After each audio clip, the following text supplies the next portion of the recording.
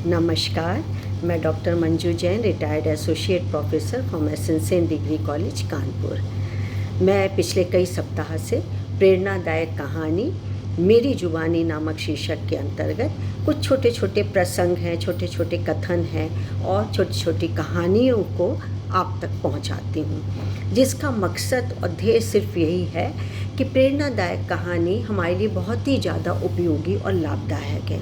क्योंकि यदि बचपन से एक बच्चे को अच्छी बातें सिखाई जाएं, अच्छी राह दिखाई जाए, तो बड़ा होकर के भटकना भी चाहे तो भटक नहीं सकता, क्योंकि यही जीवन को, यही प्रेरणादायक जीवन या कथन या वाक्य हैं, वो हमारे जीवन को सही रास्ते पर ही ला करके रखती हैं। और कभी भी हम जब भी उदास होते हैं या निराश होते हैं या कभी हमारे मन में कोई शंका रहती है, तो इन्हीं कहानियों को हम याद करते हैं। ये हमारे जीवन में बहुत महत्वपूर्ण है और हमको निरंतर अच्छी राह पर चलने के लिए अग्रसर करती रहती हैं। तो इसी कड़ी में मैं एक कहानी और जोड़ती हूँ। शीर्षक है साधु और खजूर। तो शीर्षक तो बहुत मज़ेदार, यानी कि दो ही चीज़ हैं इस पूरी कहानी में, या तो साधु या खजूर है, लेकिन मैं बताती हूँ। तो एक बार की बात है, एक गांव में एक साधु रहता था।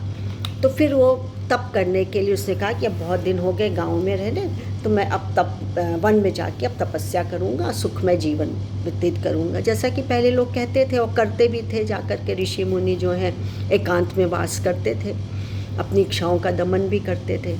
तो जब वो चलते चलते वो गाँव के बाहर की तरफ निकला, तो उसकी नज़र पड़ी, उसने देखा कि एक दुकान है और उस दुकान में खूब सारी टोकरियाँ रखी हुई हैं और उस हर टोकरी में खजूर भरे हुए थे, ढेर सारे खजूर भरे हुए थे।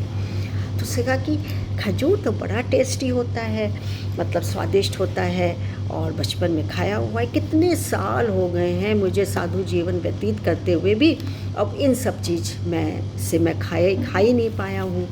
तो अब मैं इसको खाऊंगा और छक के खाऊंगा, मतलब जी भर के खाऊंगा। अब क्या हुआ कि जब उसने जेब और पॉकेट टटोली, तो लो ठन ठन गोपाल, कुछ था ही नहीं उसके पास पैसे। वो तो वन में जा रहा था, वहाँ पैसे की दरकार नहीं होती है। अब क्या हुआ कि वो वापस अपने घर की तरफ मुड़ा। अब देखिए, रात में जब रात हुई तो रात भर उसको नींद नहीं आई, इस चिंता में कि मैं खजूर कैसे पाऊँ, कैसे खाऊँ। पाएगा तभी ना खाएगा। उसके पास पैसे तो इतने थे भी नहीं, थोड़े बहुत जो थे वो उससे खजूर मिल नहीं सकता था। तो रात भर लिहाजा उसको नींद नहीं आई, सोचता रहा। जब सवेरे उठा तो उसने थोड़ी सी लकड़ियों का, एक पेड़ वेड़ थे, सूखी लकड़ियाँ थी उसमें, और 2-4 पेड़ से उसने सूखी लकड़ियाँ तोड़ी और तोड़ करके उसने एक बंडल बना लिया और सोचा कि इसको बेच करके जो मेरे को पैसे मिलेंगे और थोड़े बहुत जो उसके पास रहे होंगे वो मिला के मैं खजूर खाऊंगा, खूब अच्छे से खाऊंगा, पेट भर के खाऊंगा। अच्छा भाई, चलो ठीक है। अब क्या है कि गट्ठर इतना भारी हो गया कि वो उठे ही ना उठे। लेकिन भैया मन में तो खजूर फूट रहे थे।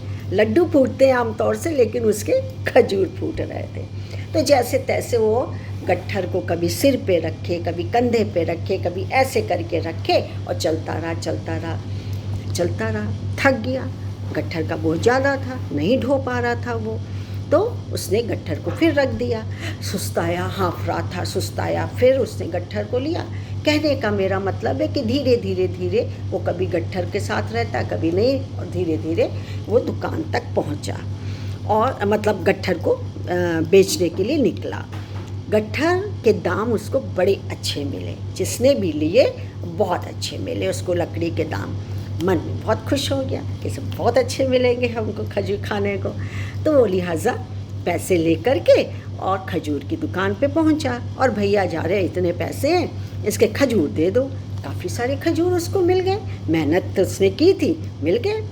ले करके वो जैसे घर की तरफ जाने लगा, मतलब गांव की तरफ अपने घर, वैसे मन में विचार आया कि मैंने कितनी मेहनत कर डाली। कहाँ तो मैं वन में जा रहा था और कहाँ मैंने इतनी मेहनत करके ये खजूर लिया, और खजूर भी इतनी अतृप्त मेरी वो थी, कामना थी कि मैं उसके पीछे पागल हो रहा था ऐसे तो मैं तो इच्छाओं का दास बन जाऊंगा, हर इच्छा मेरी करेगी, कभी खजूर खानेगी तो कभी आम खानेगी, कभी शादी और विवाह स्त्री रखने की तो बच्चे होने की, एक बच्चा नहीं तो 2 बच्चे होने की, फिर मुझे घर की ज़रूरत पड़ेगी।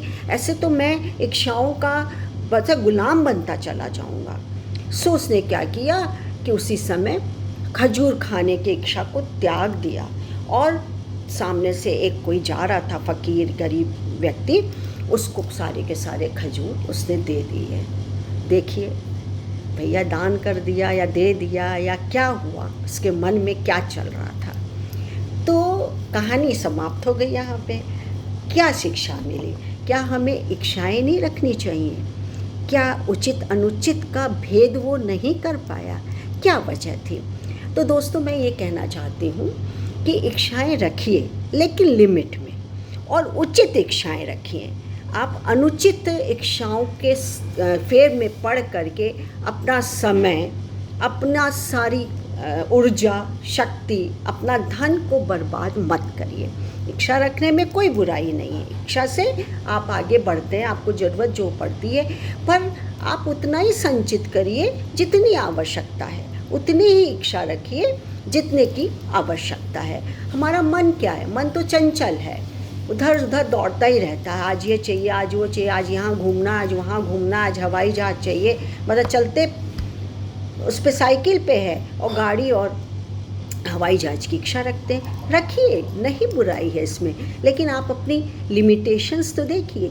तो पहले आप इच्छाओं का आंकलन करिए, सोच विचार कर इच्छाओं का आंकलन करने के बाद उसकी उचित और अनुचित उसके परिणाम देखिए, उसके बाद उसकी पूर्ति करिए। यही कहने का मेरा मकसद था और संदेश भेजना था। तो दोस्तों, आज के लिए बस इतना ही। यदि अच्छी लगे तो आप लाइक और शेयर ज़रूर करिएगा, और आज के लिए इतना ही। नमस्कार। कल फिर एक नई कहानी के साथ उपस्थित होंगी। Thank you.